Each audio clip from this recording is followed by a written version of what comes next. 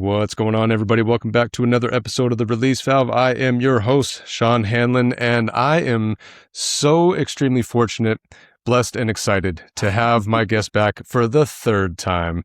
For Good those old that may lucky not number know, three. yeah, absolutely. Third time's a charm. For those that may not know or have caught the last two episodes, she is a certified life coach, professional and personal development strategist, and the founder of JJ1 Coaching. I am so very honored to welcome back Jessica Jone to the podcast. Welcome back, Jessica. Thank you again. Yeah, absolutely. Again, Lucky number three. so excited that you set things up with your son. I want to give Peter a Yeah. quick shout out. He's awesome. He's a great human being. Yeah. And I was just getting the vibes while I was talking to him. I was like, and I even said it to him. You're your own person. You know, life develops us in ways that our parents do not, but the apple did not fall too far from the tree. You can just the same exact vibes. You know, I halfway through the conversation, I was like, I feel like I've known this guy for years. Yeah. And I got that same exact feeling from you, you know, at some point during our first episode. The second one just further, you know, it rose that to a whole nother level. It's like, I feel like I know you. Yeah. And so I'm so very excited to have you back, and I appreciate you coming back. So thank you again for coming back on. Well, thank you. You know, and it kind of, that rolls right into what we're going to be talking about today, you know. That was my segue. And that was, you know, you could see the product of, at least one of the products of my, you know, parenting skills. Yeah, he's a great guy. You did a great job. You know, again, there's only so much that we can do as parents. You know, we can set things up. What is it? I think I've heard it before. It's after the first 7 years, they're kind of doing their own thing from that point on and putting things together and developing themselves really based off of the core principles, core values that were instilled in them before that. But from that point on, you know, the best that we can do is just kind of help guide them a little bit. You know, no, stay on the path over here, stay over here. You know. Yeah.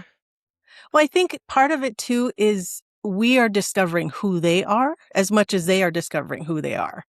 And, you know, if you try to go about it like, well, when I was 7, what did I do? When I was 14, what did I think? How did I feel when someone gave me constant input, you know?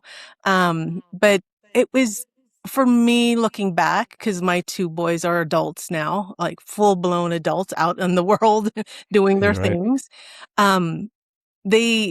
It was fun to get to know them, you know, and I remembered when my oldest son was 2 years old, and I would talk to him and I'd be so excited, or I would talk to him, or I would talk about him to other people. And I remember talking to one of my friends who, I probably just knew, we've known each other for like a year. So in that getting to know each other, he would tell me about his kids. I would tell him about mine. And I never noticed it, but he noticed that every time I talked about my son, I would say, my baby, my son, my baby, my son. And when he talked about his kids, it was by their names and who they were and what they were doing. And, you know, initially I was like, hey, you can't tell me I can't. He is my baby. He is my son. And he's like, your children end up being more than that. And he goes, hopefully you'll have more children, but they are going to be somebody's best friend, somebody's brother, somebody's husband, somebody's, you know, something. So if you're not encouraging more than just raising your baby, don't be surprised when he's a 25-year-old baby. And I went, oh. Right. Let it sit. Yeah. At first, I was on your side with that too. I was like, oh no, that my daughter is still my baby, and she will always be my baby. But that's a really good way to look at that bigger picture. Who are they going to become? You know, and it is as simple as the almost coddling, I guess, of like, no, you're my baby. You'll never do wrong. You know, you'll always be my baby. And that could instill in them and kind of program in them that no matter what, I'll still be mom's baby. I'll still be, you know, dad's baby, daddy's little girl, you know, mama's boy, you know, stuff like that. And that we don't realize, you know, again, it's doing something with good intention. You know, doing something that feels good, but we don't realize the negative effect that it could be having. And, you know, I thought at 2 years old, I don't know. What harm am I doing? Because he's only 2, but 2 turns Right. into 5 like that. And now they're Right. spending 8 Ugh. hours in school, and they're navigating the world. And if you don't start at 2 when they're trying to run for the road and, we're all we think about is, no, no, no, don't cross the road. Don't cross the road. But we don't tell them why, or we don't Mm. kind of show them, see, look how many times the cars go by. And we take the time to talk to them about it, even at 2. I mean, we're all going to talk to them wherever they are in their understanding level. But Right. if we don't explain more, they're going to want to know more. And then the curiosity may take them too far, So Yep. if we just start having the conversations, and then having those conversations, it's easier for them to ask questions. Mom, when you told me that, I've only seen 4 cars going by. Why couldn't I have crossed, kind of thing. But then it's, well, now you're going to become a driver. And, then, those questions and conversations developed, Mm-hmm. past just don't cross the road. Don't go to the end. Don't go past the driveway. Don't go out the door unless I know, and it just keeps becoming Right. more and more restrictive. Yeah. And so, but you want to open the world to them, and you want to develop that curiosity of the world without just creating more reasons for fear, you know? Yeah, no, that's you. That's huge. I couldn't agree more. It's yeah, you're also instilling in them, yeah, that fear aspect of things. So that Mm-hmm. becomes their programming of, yeah, not questioning, but just not doing things out of fear. And they'll start filling in their own blanks of Right. what to be afraid of, what to, Right. no, I'm not doing that because, they can become paranoid because of all the things that could go wrong, Yeah. as opposed to, yeah, questioning what it is, why. Uh-huh. Why it is. But even still, I feel like even with the questioning of things, and I was very much this kid, is I need to find this out on my own. Mm-hmm. I need to, being able to have that communication, like, listen, you're going to do what it is that you're going to do. But if I can at least give you as many tools as I possibly can to Right. help you deal with what it is that you're going to do on the back end, and then let them know that you'll be there for them when things really hit the fan, right? When things go bad or whatever, or even when things go good, you can come Uh-huh. and talk to me. I saw this thing a while ago that was saying, it was one of those memes, one of the 1,000,001 memes that are out there. And it was talking about, I would rather be the parent that when my kids get in trouble, I'm the one who they call, Uh-huh. as opposed to being too scared to call me.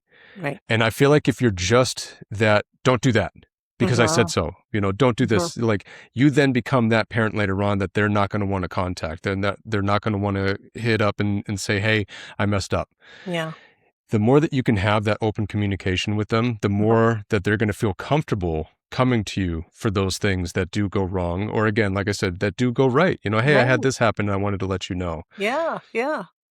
It It's that may, future building of a relationship and not just focusing on the right here, right now. yeah. I mean, even this very morning, 8 o'clock my time, 10 o'clock my youngest son's time, he calls me up, and and I said, "What's going on?"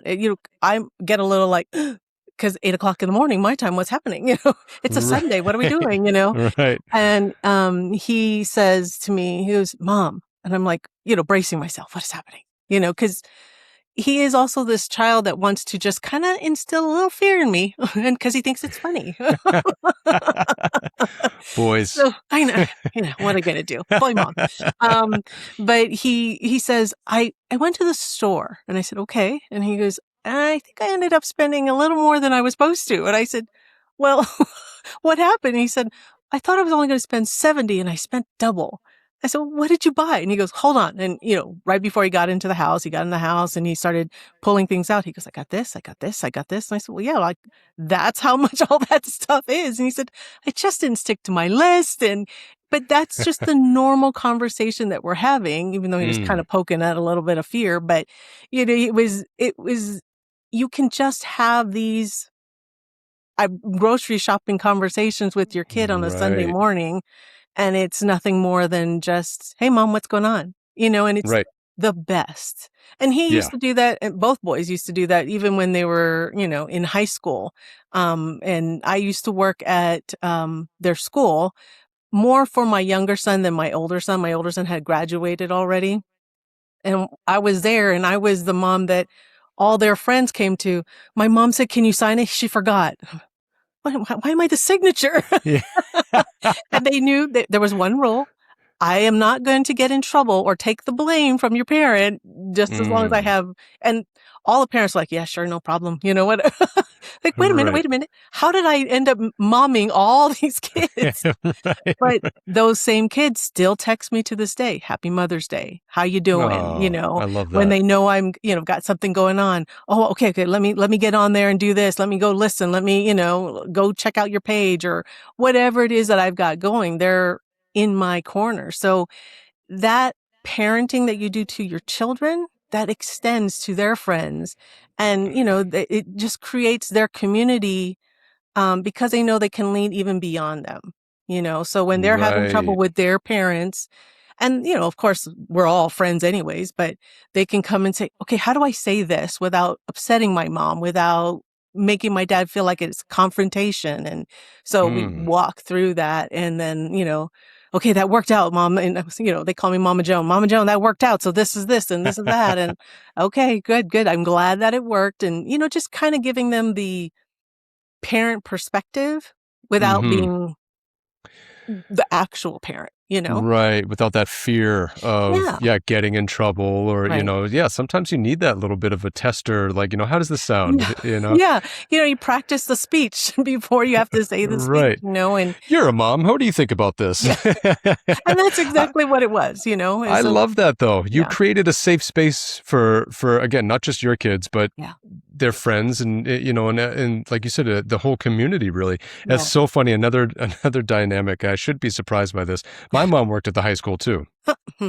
Yeah. Yep. And I Meant to be. remember, right. Oh man. Like I said, I shouldn't be surprised, but yeah, she worked at the school. She was at the junior high, or out here they call it middle school. Mhm. Um, and then I think it was maybe my sophomore year, she went to the high school and worked in the office. And all my friends already knew her. Yeah, she Yeah. was like a mother to all of them. Yeah. So whenever she was at the school, if anything happened, they would go into the office, talk to my mom, and same Exactly. exact thing. And I would have so many people randomly throughout the time, like, "Oh, I didn't know your mom worked in the office. Oh, I love her," and this, then that. I'm like, "Oh yeah, it's great. It's Now so there's that fun." connection. Right? Yeah, And yeah. But the kid would, it was a blessing in disguise actually because it helped me. It helped keep me in line too. I yeah. didn't get into too much trouble because I knew I'd have to go see my mom in the office. Yeah. Like, But so, on the but yeah, same opposite exact end, thing. like the teachers would come to me and say, your son was running in the hall because he was also there. The school was middle to high school. So when he was in middle school, he was running in the hall. I said, I don't have a son that goes to the school. So I made sure there was a very strict separation of, while I'm here, I'm Mrs. Joan, not Hmm. his parent that you can, help. Like I can't parent and work there at the same time. So if he's Right. doing something that you feel you need to tell the parent, call his dad. Yep. And Yep. they would never. So they just never really came to me with his problems because they're going to get the same person. Just I had to create the separation. They didn't create the separation very well, but I did. Mm. It was more convenient for them. Like, oh, she's Yeah, just right here. I'll go talk to her. yeah, No, I'm at work right now. yeah. Like, I I did. like that. But also the kids didn't create the separation because they would come into my office. Can I just drop my bag here? Because I need to go do this and do that. Or do you have 25 cents, or do you have $1? Do you have, whatever the thing was of, oh, you have snacks? Can I come get some snacks? Like, get out of my office. You don't Right. barge into anybody else's office. But they then saw that as an invitation to then make friends with everybody else in the office and would go and visit everybody in the office. Make their So rounds as they come in. yes. So who has a snack? Who has soda? Who has whatever? And, did that thing. But, they, their comfort with me created really good, strong relationships with other adults. It Mm, wasn't more of an adult kid thing. It was just, oh, you're just another person. Everybody was a person. right. My husband had a production company when Taylor was 8 years old. And my oldest started working with my husband when he was, I think, 12, 13 years old. And so my youngest wanted to go too because, well, all the boys are doing it. Why do I have to stay with mom? So Yeah. he would go on the shorter gigs and go with them. But the only caveat was he had to do his homework while he was there because he goes and he helps set up and he helps take down. So in between, to stay out of the way, he had to do homework. So, he would do Okay. that. But he would go and he would introduce himself at 8 years old. Hi, my name is Taylor. I'm working for whatever the company name was. And, this is my role. I have to find out where all these connections or things or whatever are. And they would just look at him like, what?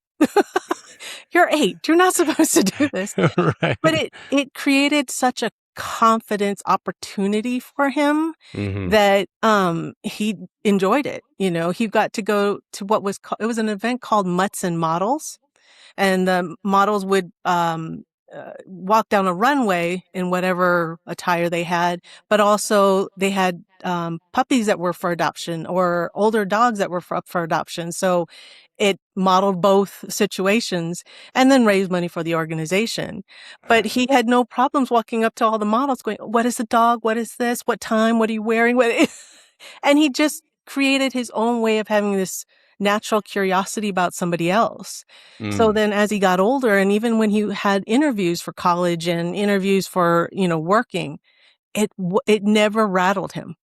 It Right. just was, okay, we're just having another conversation with another adult. So it's almost created like no one's a stranger. It's just an Right. opportunity to get to know somebody.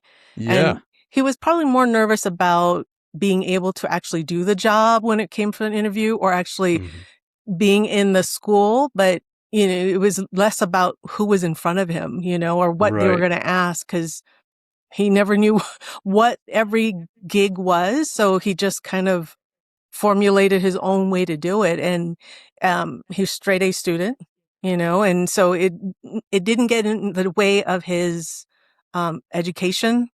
It just added to it, I think. It created a different kind of person for him. So, Yeah. and same for Yeah. my older son. He's really good at speaking, I think, but I am his I agree. I can attest to that. So, but he doesn't get flustered by, like, oh, I didn't practice for that question or I didn't study for that, thing. He just swerves, and, figures out what to do with whatever's in front of him. So I think that's, Yeah. a good opportunity. The more you can put your children in a place where they can navigate their own space as it was their space. Cause, we made sure he had a legitimate responsibility, Yeah. and then fully Yeah. own it, cause if the team didn't know where some connection was or what information needed for the event, that was on Taylor. So then, in the middle of everything, go and find out, go and find them. Cause as more people arrive to the event, it's harder to find, especially when you're little. Right. Where's that little one that was talking about this stuff? Where's the feet that I recognized from earlier in the event, So, but, so he learned fast that I better get all the information I need, give it to everybody I need to, and then I won't have as hard of a time to go seek out what I need and get what everybody else need. And it helped him because when he ended up in college, they were in a group that needed to create, I guess, invent this piece for the county. And everybody gravitated, I'm going to do this, I'm going to do this, all their strong suits. And Taylor was like, well, I could do this, I could do that, I could, but he ended up being more of the voice for the project. And to this day, that person remembers him and his role in all of it because he was the voice. You become the face of it.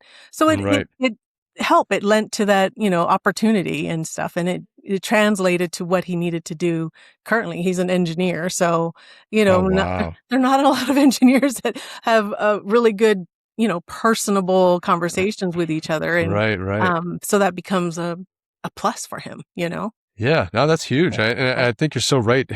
Exposing them in a safe way to, Mhm. those things that are going to that they're going to experience later on in Yeah. life. You know, you're going to have those interviews. You're going to have to talk to people you don't know. Yeah. You're going to have to know some things to be able to relay messages to other people. And so, if you can do that in a safe, comfortable way at a young age, you're just giving them the confidence that they're going to need later on. You're going to give them those tools that they can then fall back on. Hey, I remember this. Yeah. I know what this is. You know, I can do that. And we try to do the same thing, you know, even as something as simple as allowing them to tell the waitress their order at the restaurant. What is it that you want? Tell them. Yeah, that's huge. And so, you know, our daughter was very, very shy. She took after me. I was the shyest kid when I was young. I was just talking about this too. If we were at like a grocery store or something like that, because I was very tiny for a long time. I was the runt and then sprouted out of nowhere. But I was so small, and so, you know, adults would, you know, look down and try to ask me a question, or, you know, oh, you excited about summer? Are you excited about going back to school? And I would bury my face in my mom's thigh. Red. Yep, don't talk to me. Like, exactly. I would get so nervous. I didn't know how to talk to people. And, you know, my mom, she would try to encourage me, like, it's okay. Like, you can, you know, this is a safe person. You can talk to them. And I would just like, no, you know. Fast forward now, I have a podcast where I talk to people that I don't know all the time. But she takes after me, and so for the longest time she didn't want to place the order. She couldn't look at the waitress. You know, she would put her head down, and slowly but surely she started coming out of it. She's so well mannered. She's so sweet, and she, you know, she has this like little voice. When she's in an element with people that she knows, she's the most outgoing, silly, the biggest goofball in the entire world. Like, flip-flop, right? Oh man, it's insane. But yeah, when you put her in that situation, you can see the levels of discomfort rising within her. And so, we're very big on trying to encourage her, not force her. Let her know it's okay. You know, they're here to help. They want to give you what it is that you want. So just tell them. And so we'll try to feed into it a little bit. Did you say you wanted this, or did you say you wanted that? And you know, no, I wanted this. Oh, okay. Like, so she's getting better with that. But that was something that we same thing. We thought that was very important for them to. My stepson's great with it. And again, it's one of those things when they do talk to other people, they're so well behaved and so well mannered. And you said please and thank you without me having to say, why don't you say thank you when we give you something? Like, it's so funny. But again, another aspect of parallels between us. I went and worked for my dad when I was 13 or 14. I had a summer work permit. That, you know, I can only work so many hours just in the summertime. And same thing, and this is probably something that helped me kind of get out of that a little bit. My sister and I completely flip-flopped. When we were kids, her nickname was Mouth, because she would talk to anybody and everybody all the time about all the things. Didn't matter, you know, she would just open up, didn't care who you were. Like, you kind of have to like keep her from saying things, you know, and me, I wouldn't say anything. Right. Yeah. No. Don't say that. We were waving in the background. No. Right. But so probably working for my dad, because he would go in and out of these offices and talk to all these different people. He was like the mayor in these offices. He would walk by and everybody, you know, hey, Mike, this and that. Oh, who's this that you got with you? And, you know, tell him your name and, you know, how old you are. What are you doing? So probably the same thing that helped me kind of break out of that a little bit was I was having those conversations with people that I didn't know. And I was able to look at them differently because I saw them interacting with my dad. This wasn't somebody, you know, so if my dad can talk to them, I should be able to talk to them too. You know, these were, it very humanized a lot of people for me. Right. If I just saw them kind of doing their own thing, I'm thinking like, oh, they're a big to-do, they're a big important person. Like, I shouldn't bother them. I shouldn't say anything. No, these guys are coming up to my dad. They're coming up to me. They're talking to me. Like, okay, but let me engage in this. And it definitely helped be kind of relieve some of that tension or that anxiety, I guess. I was a very anxious kid. Now it's one of those things, looking back on it, was like, oh my gosh, I was a mess.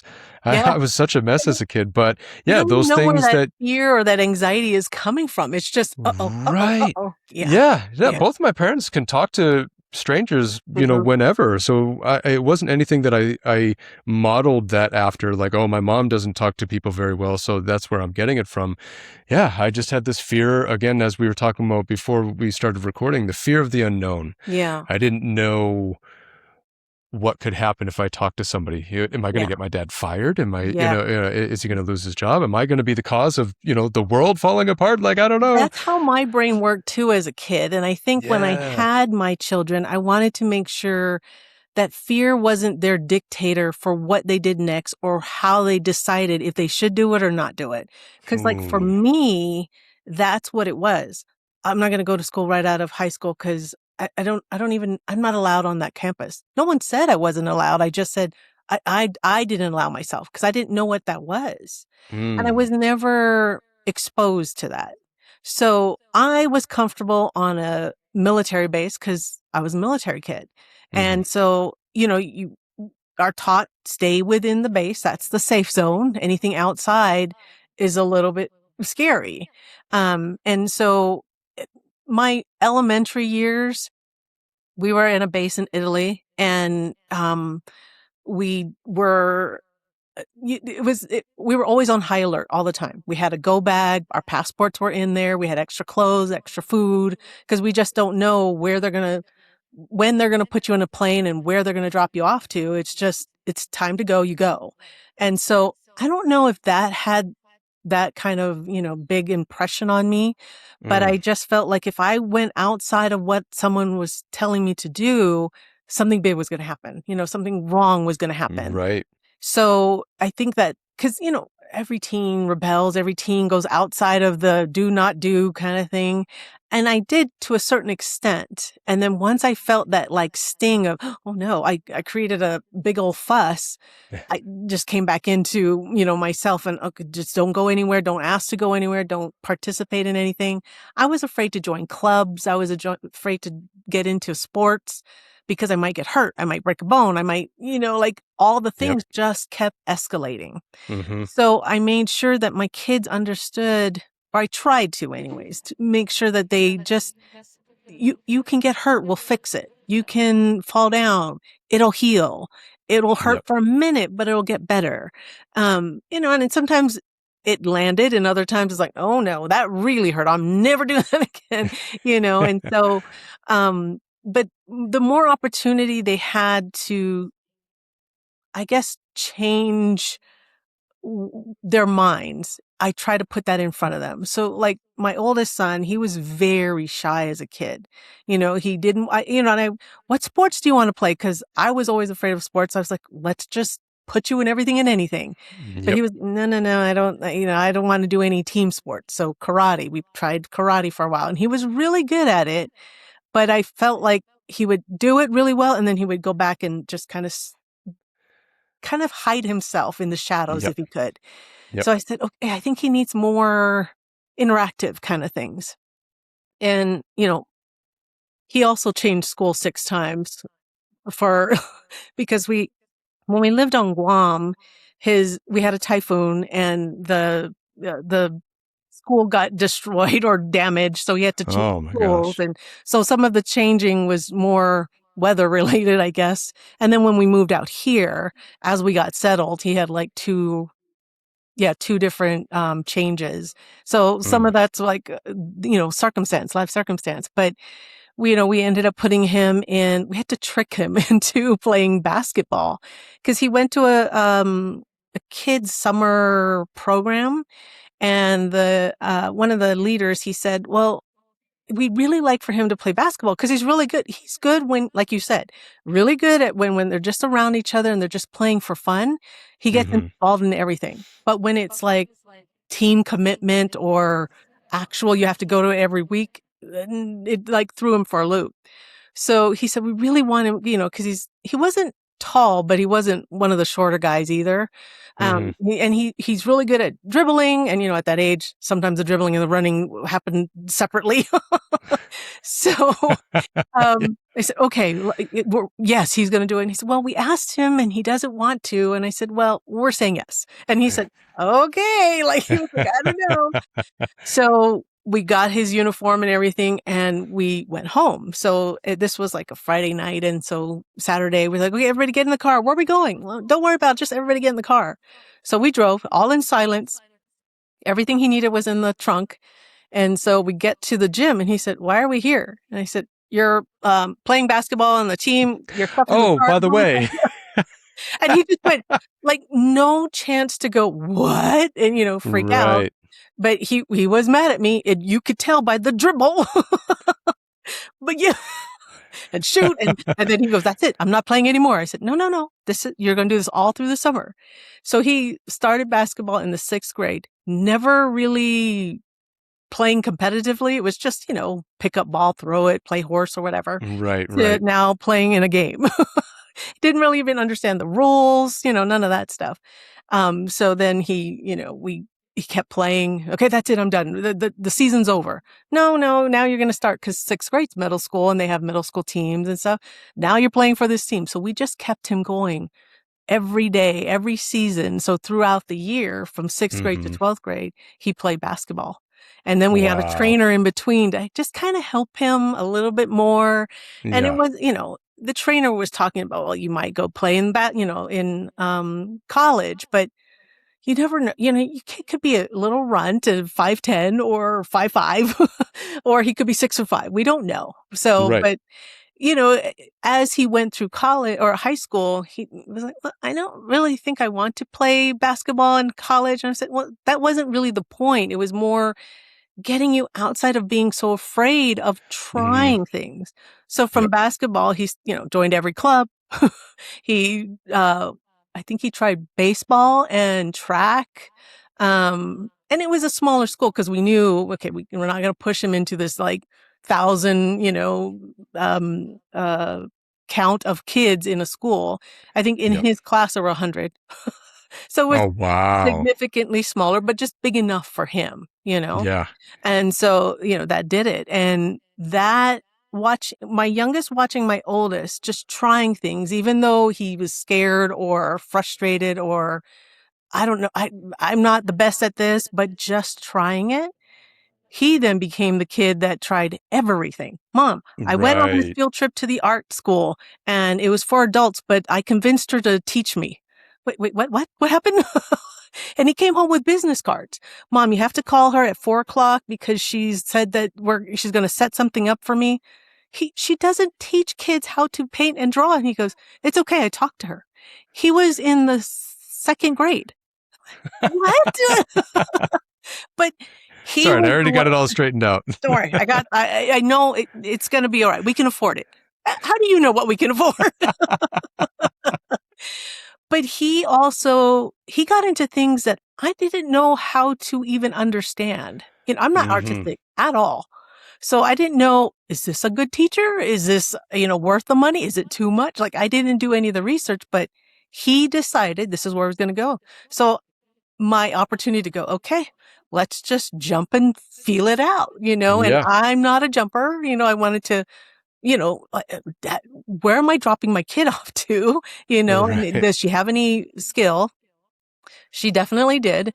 And funny enough, it was the wife of the pastor of the summer program that my son went to that first time he was going to play basketball. So, oh, wow. And he didn't know, Taylor didn't know, but Peter realized, and I went, small world, really small world. And it just like kismet, is that what that just kind of happened so naturally. Yeah. He ends up winning, like she puts him in all these art fairs and stuff, winning 1st, 2nd, 3rd place. And he just was like, I know.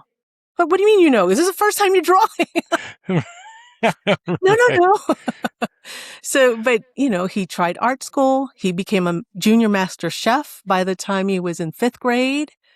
And so when we talk about ordering food, he was always ordering food. And I think he would order like a hamburger, but not just, ketchup and mustard.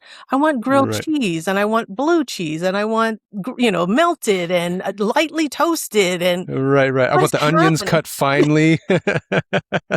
And we would, of course, he would tag along to all the basketball things that we would go with Peter. And so he would, the adults were like, how does he know these things? I said, well, he goes to a cooking class. But they were envisioning kind of, mom and me class. I said, no, mom doesn't cook. Mom's over here. I'm in the audience waiting for him to finish. But, and he made us order him special kind of knives. And he was using a knife by the time he was 7, like a real chef knife. Yeah. Sharpening his own knife. And I'm just going, oh my God, oh my God. Yeah, right. My anxiety was rising. I was trying to picture my daughter doing that. I was like, oh my God, you're going to cut a finger off. Yeah. But, wow. And he made pasta. He was leading, by the time he was 10, he was leading some of the other 5-year-olds that were coming into the class, helping them learn how to be comfortable with a knife, and where he started off with a pizza cutter. So he was 5 and he was cutting whatever with a pizza cutter. And then, he got frustrated with that. So then the chef said, the only rule the chef gave was you have to try it once, even onions, beets, everything and anything that radishes that passed her in front of him, he had to try. And because he had the chef jacket on and he was out of class, he would try it. So, there are things where he's like, no, don't like it. And she goes, okay, but you have to try and swallow, not try and spit out. Oh, that is my daughter. She is such a pain. Yeah. She's horrible with that. Yeah. I wonder what the statistic is for second or third children to be that one that just goes, that go-getter.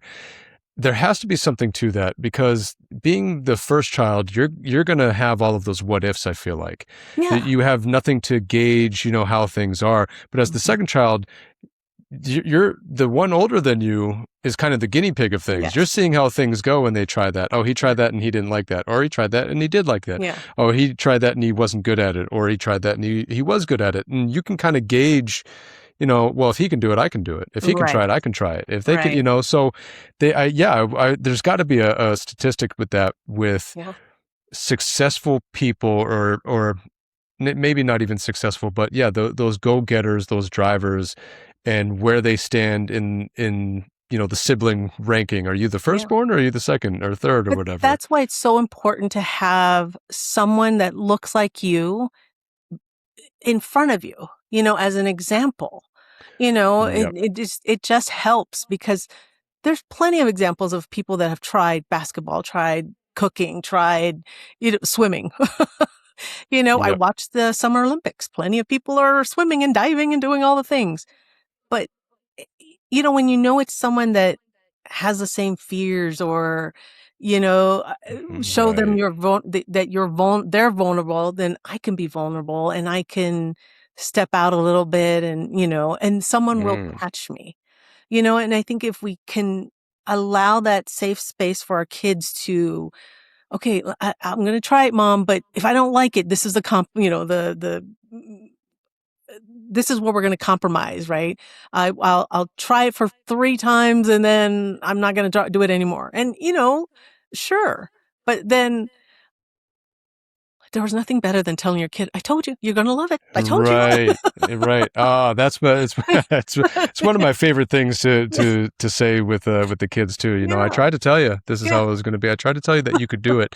And that's the big thing, is trying to get them to just try it, to just do it. It may work out, it may not, but if you can at least, like the teacher was saying, if you can at least try it, I'll accept the fact that you don't like it, or I'll accept the fact that you're not good at it, you know.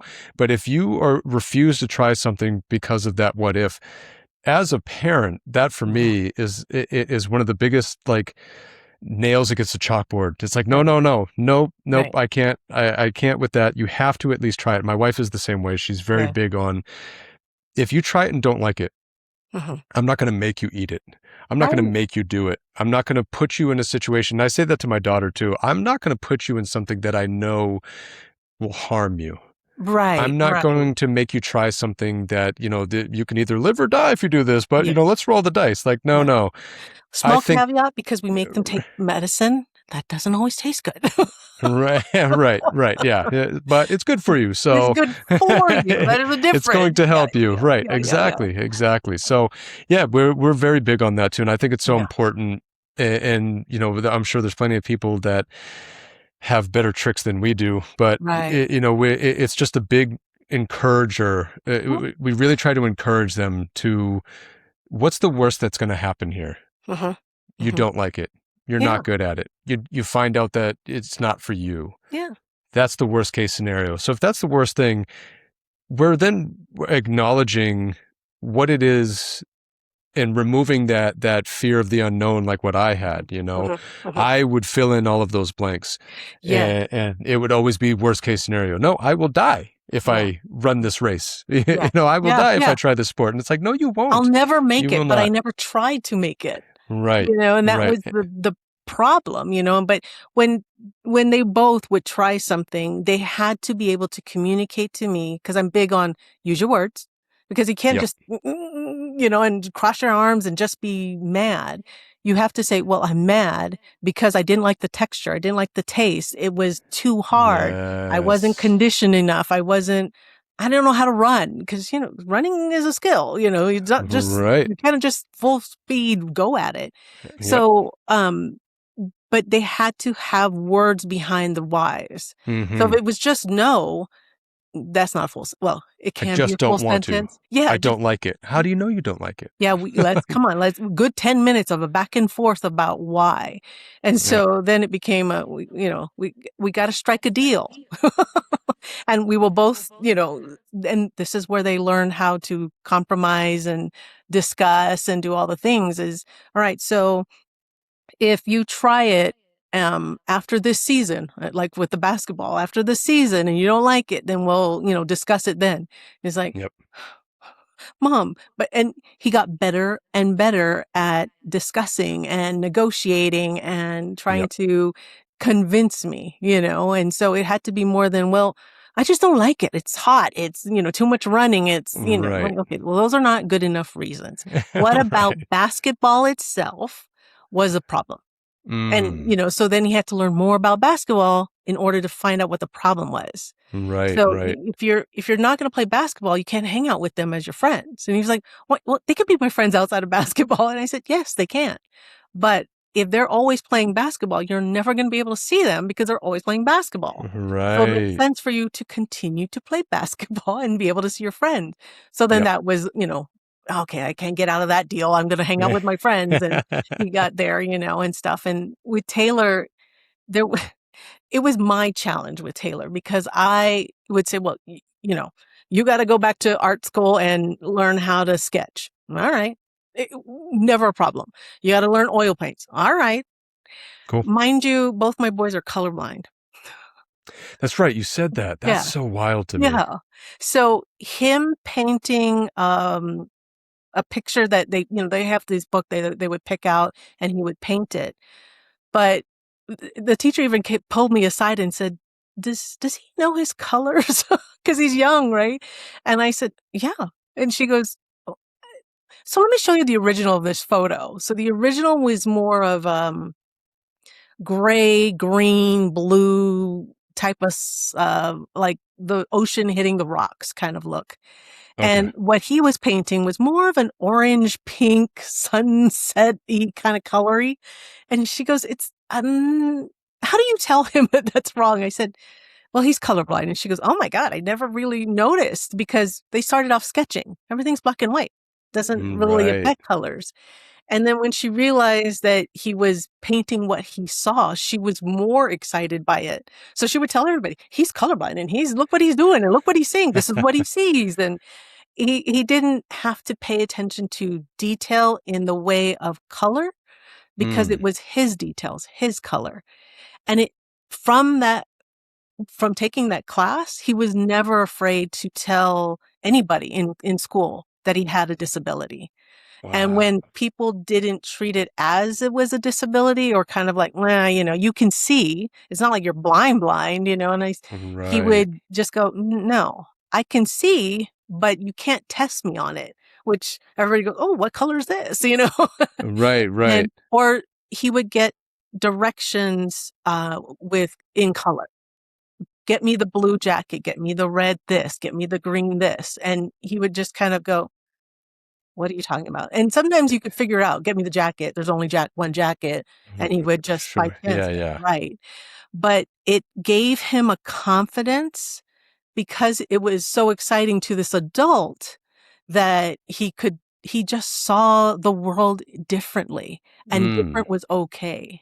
That's what he took Yep. from it. Yep. So, when he would go in like kindergarten, we would always tell them, because we knew since he was 2 years old, he was colorblind.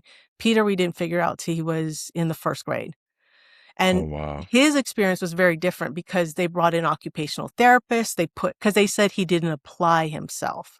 He wasn't finishing his homework. But in the first grade, I think your kids are older than first grade, but everything is Yep. kind of color coded, right? And back then there was a green chalkboard. He can't see green very well.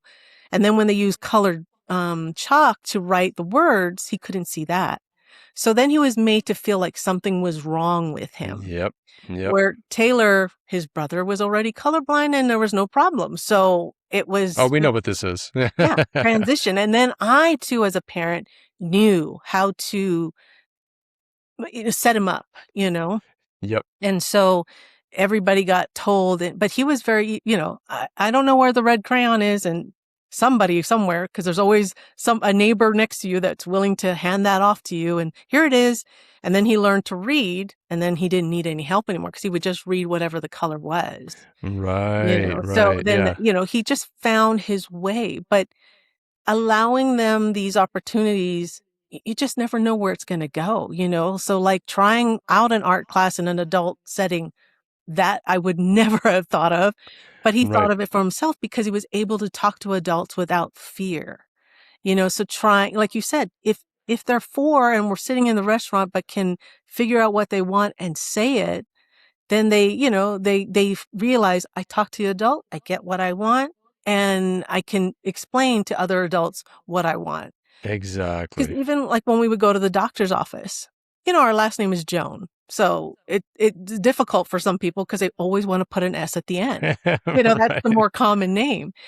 Taylor's name is spelled with an ER. So they never found him with his first name or his last name because they were misspelling it instead of OR Taylor and Joan with an S. He's not in the system. Yep. So as a 5-year-old, he would walk up and sometimes the counter is bigger than him. So he's tippy-toeing. So you only see this. And he would say, I'm here for my whatever time appointment with whatever doctor it is. And he would say, it's Taylor with an E and Joan with no S. And they would just, what? What was that?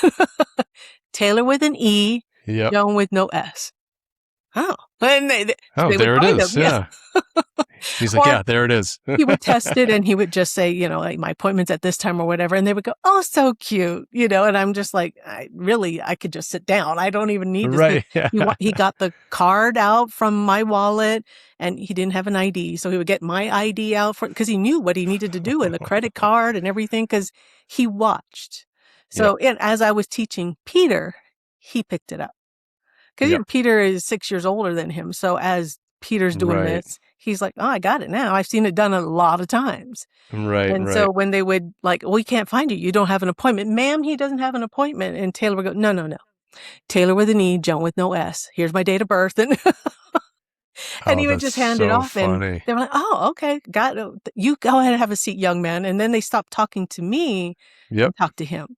So then he would say, I have a stomach ache or I have a headache or this hurts or I cut this or did whatever the reason was. He had everything. And then he would forget family history. So he would go, I don't know that. My mom does. And then he would tell him, and then I would jump in when he gave me permission to jump in. Mm. And, so that helps a lot, to be able to know that my mom or my parent empowers me to be able to sit in that place to Yep. take this on.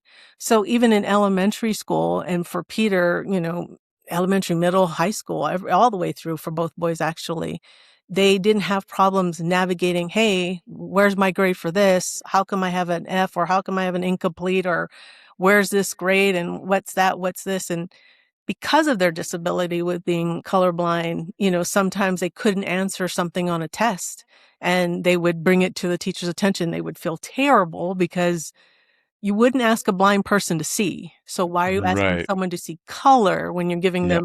them, color this, whatever in red? And which one is the red, Right. Right. So once they know you're behind them, that confidence level just comes up. And I think we as parents always assume they should know that. I'm your parent. I love you to death. There's no ifs, ands, or buts. But giving them opportunity to see that you are behind them in simple ones, Right. ordering your own food, Yep. checking in at the doctor's office, registering at school, like all those papers that come home that we need to fill out as parents. I don't fill it out. I had them fill it out. You know your name, you know your date of birth, you know Right. all these answers, and what you don't know, here's your opportunity to learn. And, the office people didn't really like it because, they can't read the writing. Right. Yeah. Exactly. It's not legible to them. Yeah, They're like, I but can't the read this kid is chicken in the scratch. But school. like, Have hey. them come in and rewrite it. And, they Yep. hate doing that. So they learn to write legibly, and then soon enough it was online. So then I'm just going, yep, nope, that's that, whatever. And they're punching it in still, Yep. So every opportunity they can just represent themselves and you can just be behind them, holding them up. That's going to give them that confidence that just no one's going to be able to knock, They're Right. going to Yeah. have bumps and bruises. They're going to Yep. fall down. It's going to hurt. We're going to require some stitches. Right. But, Right. Yeah. we all heal from that. We all get better. We learn how to be better in those situations. You just need the Right. opportunity. And Yeah. it just keeps Exactly. carrying on. And mine being adults, I'm seeing more examples of that now. And I kind of thought once they were out at college that I guess my parenting and teaching of how to be their own person would stop. It slowed down, but it didn't stop. Mm-hmm. So like I get this call this morning of I spent double what I was supposed to spend. Okay, well, maybe you spread it out. You go shopping Right. twice a week rather than once a week because then, you're overspending because you're realizing on the weekend when you want to munch that you don't Right. have all these Exactly. snacks. But during the week, you don't need snacks. So that's probably the better time to go and shop. And he's like, oh, that's true. I said, yeah. Yeah. So go do Okay. that. Tricks of the trade, my Yeah. friend. Especially when you Yeah. can't come home to steal my snacks. Yeah. Right. Right. So, Yeah. You're so right. Just being that safety net. yeah. You're going to walk the tightrope Mm-hmm. and you're going to fall, Mm-hmm. but you're going to learn how to do it. You're going to figure it out. You're going to learn that balancing act of life. But I'll always be here to catch you when you fall. I'll always be here to help you stand back up. Mm-hmm. But you're going to have to make these moves on your own. Yeah. And as like you said, as long as they can know that if I do fall, I will be okay. Yeah. That you're still going to be there. I'm not going to disappear or say, nope, you screwed up. Like, that's it. Yeah. Cutting you off type of thing. And unfortunately, there are some parents out there like that. I've unfortunately have known a few people throughout my life that weren't able to step up to the plate of being a parent, Yeah. for one reason or the other. And Yeah. they weren't able to handle that pressure. And, they stopped showing up because of it. Right. But I don't know, for me, and I think a lot of people, you change when you become a parent. Yeah. You feel about things differently. There's a much bigger picture than just my own that I had before. Now it's Yeah. somebody else's picture that I need to be there for and help them create that picture the best way that I can without actually doing it for them. It's not easy. No.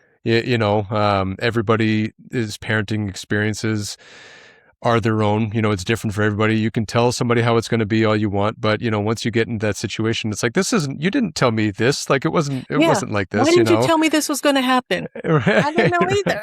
I don't know. Yeah, I didn't go through that. I went through this, and it's like, well, yeah, and just figuring out that fine line of, are you helping them develop, or are you hindering them from developing? Yeah. And it's not easy, and usually it takes, we're human too. We're still becoming. Right. I was just talking about this on a previous episode, a recent episode.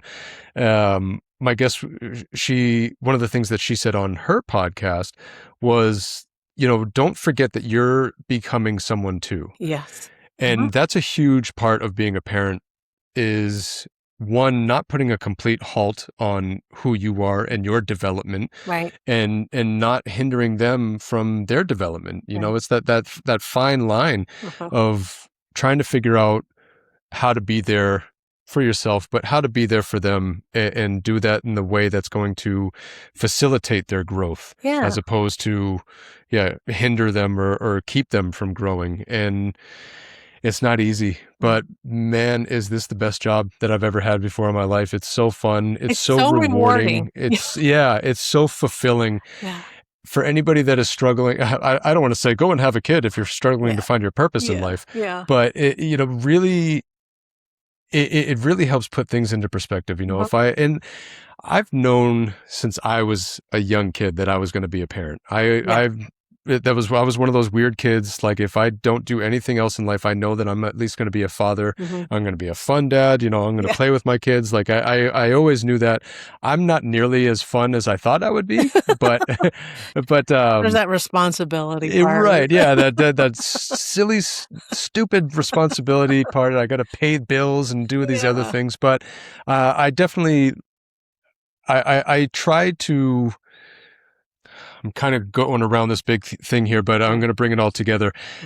A while ago, I think it was for my birthday a few years ago. My wife asked the kids, "What's your favorite part about Dad?"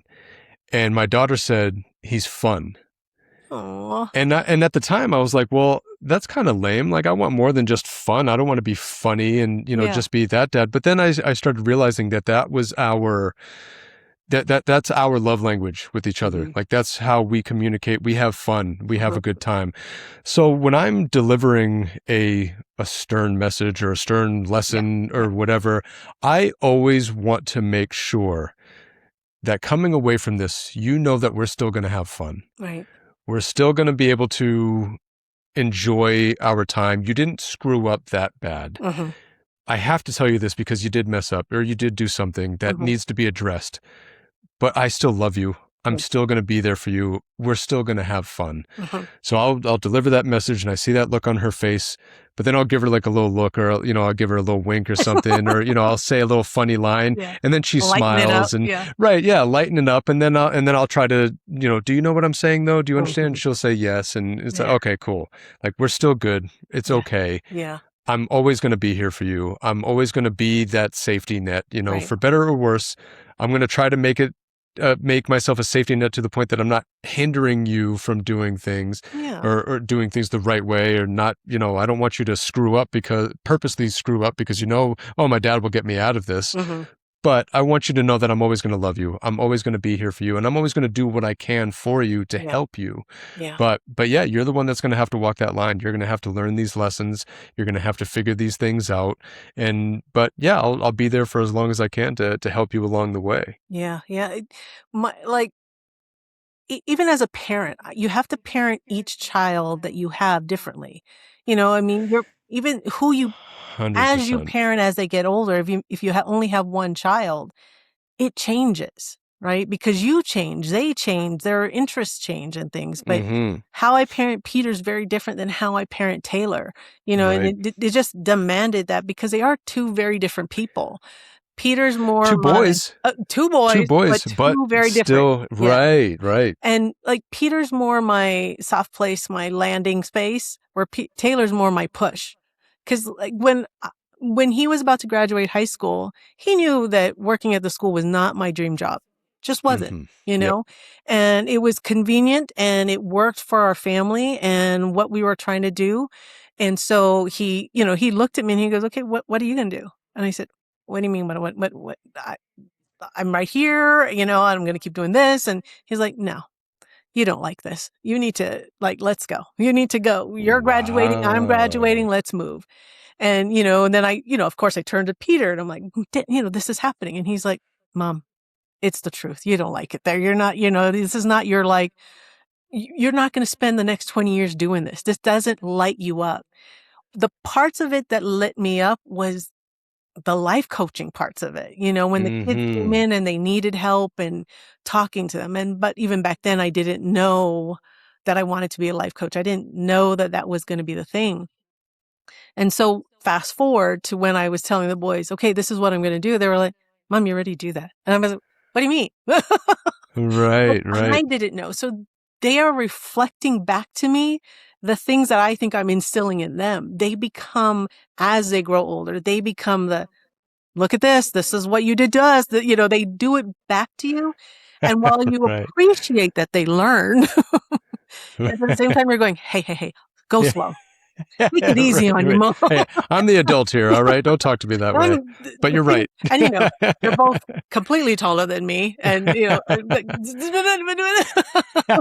sit down so I can talk down to you. But, right. And that's where that change came. And I had to give into the difference that my parenting is leading me into. They're not pushing you away. They're growing as well. And they want to see me grow. So as much as I used to sit in the stands and physically cheer them on, yeah, you can do a dribble, do whatever it was, right? They're doing that in their own way, in their own spaces now. So whenever I try to say, I can't, no, because that's what I said to them. No, can't, shouldn't, wouldn't, didn't, I cannot, or whatever. No negative.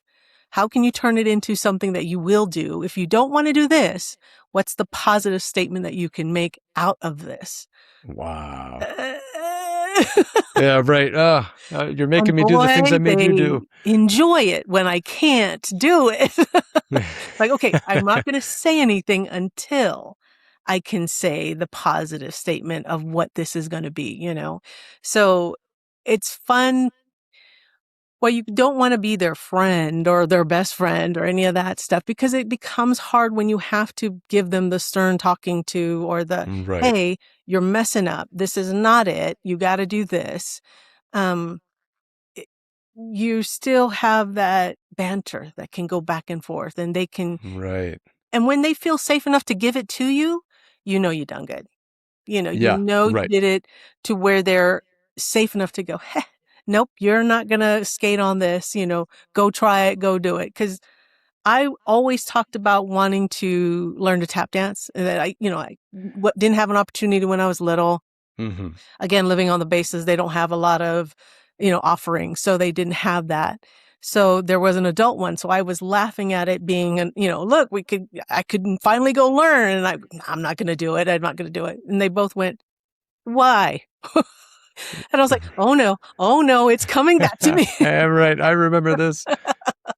So I did. I went, and I felt like that little kid again, walking into the room of, they're all adults too. And they're not a Fred Astaire type person, but they knew what she was talking about. They knew the class already. I was joining mid-season or mid-class or whatever. And I walked in, and really all I knew was click, click, click, click. And I went through the whole thing, and I walked away, and they asked me how was it and everything. I said, well, I walked away learning that I really just like the sound of it. I don't really want to tap dance. So I have the shoes, and whenever I want to, I just tap wherever I'm at, like under the table or something, because, I have the glass under here, and I just tap. I like the sound, and so they said, but at least you learned. I mean, at least you went and you tried it. You showed up, yeah. But that anxiety and fear of being in a new space came up again. I got good, because you need it. You need to be pushed and pushed out of your circle. So they said one day they're going to pick a class for me to just go and try. No. We can't have that. Yeah. We're not just going to go pick any little thing just for the sake of doing something new. I'm not going to do gymnastics or something crazy like that. Right. Oh, that's funny. Yeah. You're going to get into synchronized swimming this year. And nope, not happening. I'm going to drown is what's going to happen to me. Right. Was that worth it? That's funny. My kids did the same thing. We got them into karate. Yeah. They both loved it, enjoyed it. The instructors there, the male instructor there was also having an adult kickboxing class. Oh. And he's the one who kind of got me into that. He kept when are you going to do this? When are you going to come out and do this? You're here often enough. Yeah. Right. Yeah. You're here watching them watching during their class. Yeah. My class is during that class. You're already here. So, come do this. I think he knew I had a little bit of history with it too. So he was kind of, trying to get me back on. Yeah. So, but after that, he then asked me, we have an adult karate class too. Like if you wanted to do that. So I brought that up with the kids, and they're like, oh, like, yes, you have to do karate. I was like, really? Yeah. They also have jujitsu, like they have this, they have, nope, you're going to do karate. And for me, I was like, oh man, I've never worn like a gi or Yeah. anything like that. Like, I don't know if I'm going to look silly, like, Yeah. what at this and that. And they're like, I wear it. Oh. Yeah. You got but nothing, like, right? Nothing. yeah. I was like, well, all right, You're in the fine. corner, Dad. You're in the corner. Exactly. And yeah, so same thing. I'm about to hit a year now doing karate, and that was something that I never thought in my wildest dreams. I was a big Bruce Lee fan when I was a kid because my dad was into Bruce Lee. So I was thinking, like those type of things. But Bruce Lee didn't wear a gi. He didn't do this. He didn't do that. He was into kung fu. Right. Yeah. If I get that yellow jumpsuit, so it's funny that you don't know what you're capable of until you try it, right? And bringing that back to what we were talking about with our kids, and that transfers to your adulthood too. You don't know what you're capable of until you try it. Yeah. And being a life coach wasn't something that was on your radar when you were a kid. No. Being into karate wasn't something that was on my radar as a kid, but being we a kind shy of kid, you would think you'd have a podcast. Never. I mean, podcasts weren't even around back then, but even when they did come out, I was never like, oh, that's something that I want to do. Yeah. No, I was having these conversations with people, and then I had other people saying it to me, you should have a podcast. You should do a podcast. And after like 3 or 4 people, I was like, all right, maybe there's something to this. There's something to this, right? Here I am 3 years later, your third appearance. Yeah. You never know what 3 is something with us. Right. Yeah. What's going on here? Yeah. You never know, until you try it, and, instilling that into our kids. And, we can often forget some of those life lessons that, we teach the kids. They apply to us too. Yeah. Like even, not much of a runner, but I really like doing 5Ks, and more so for the organizations that support nonprofits or something that I believe in. And the boys have joined us, and they don't run it. We walk or whatever it ends up being, because sometimes it's too cold. Like when we tried to do one in January, it was like 16 degrees. Oh, jeez. Who runs in 16 degrees? Like the eyelashes were having issues, it's like, oh no. But, the money was going there, and, we just decided we were going to do it. And at the end, it's this camaraderie that comes around, and, you just are in the community better. And so we decided as a whole family unit that we would try to do something. Well, no one really wanted to do, everybody wasn't really agreeing on 5Ks. And I was like, come on. And but they ended up, well, let's try pickleball. Okay, you guys just want to slam the ball at Mom because I don't have those reflexes. And it's closer than tennis, Right. But we tried it out, and everybody has their own, bag and ball and the paddle and everything. We learned some of the rules. We don't always abide by it, but whatever, as a family, it doesn't matter, but we know where all the pickleball areas are. We play pickleball an hour or two, and just gets us all moving together, and so it's something we laugh at, and something, sometimes I'm just sitting and my daughter-in-law sits with me and the boys just play and it's just whatever, but we're doing it together as a family, right? So they see that if Mom at my age will get up and do it, they got it too, they got to be better because we're doing it. My husband plays golf with them, and as adults, you get to do it with them, and we get to learn with it. And, they're not great golfers by any means, but it's something you can do with them going forward. Right. And 100%. You can shank the ball and it's still going forward. It's just trying to control it a little better. And then, they get on the phone and they talk with each other about how to improve their game. So it gives you something in common with your kids. Right. They're growing and learning too. And so with our son who's in Virginia, he tries to go get tea time at the same time as they are, and then they FaceTime. So, there are just ways that you can keep parenting, and pushing yourself too, right? Like nobody knew how to do this pickleball thing, but my son and his fiance learned how, and then they taught us, and like I said, we made our own rules. Because I prefer the long instead of the in the kitchen thing that they do. I want to get out of the kitchen. Right. Yeah, So it's when getting too hot I in here. play, I'm back here. Yep. I need When to the see that boys ball coming play, at me. they're like, spiking the ball at each other. I'm like, no. Yeah, of And there's course. only one rule that it was always followed. Nobody hits it hard to mom. I think that's a good rule. No one's happy if mom's not happy. Right. Game's over. That's it. So, but you find things and you can do the same, like how you're, in the gym with the kids while they're doing it, they see dad doing it, and they see you doing it long term, and it just does something for them to be able to see really you, does 100%. And they, the dojo just had, first they had Bring Your Mom to Class week. Oh, it was right after Mother's Day, so they had a whole week of Bring Your Mom to Class. So my wife went to class, they absolutely loved it.